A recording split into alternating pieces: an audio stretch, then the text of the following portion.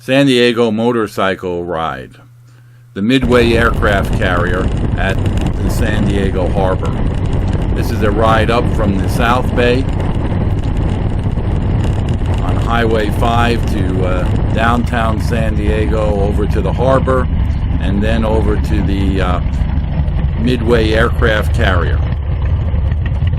This was Labor Day weekend, so they had the Festival of Sail going on, and there they have a lot of tall ships sailing in the harbor, and some mock cannon battles as well.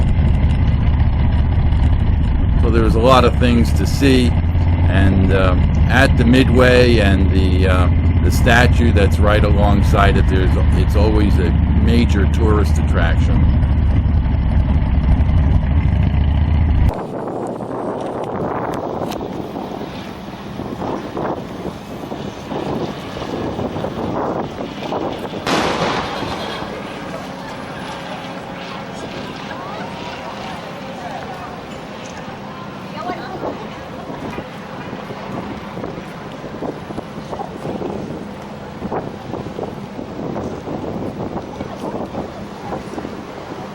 Thanks for watching, and be sure to visit our San Diego custom motorcycle site.